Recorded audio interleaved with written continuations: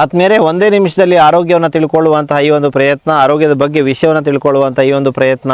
ಆದ್ಮೇಲೆ ಸೇಬು ಹಣ್ಣು ಭಾಳ ಒಳ್ಳೆಯದು ಅಂತ ನಾವೆಲ್ಲ ಅಂದ್ಕೊಂಡಿದ್ದೇವೆ, ಆದರೆ ಸೇಬಿಗಿಂತ ಜಾಸ್ತಿ ಪೋಷಕಾಂಶಗಳನ್ನು ಒಳಗೊಂಡಿರುವಂಥ ಹಣ್ಣು ಪೇರಲೆ ಹಣ್ಣು.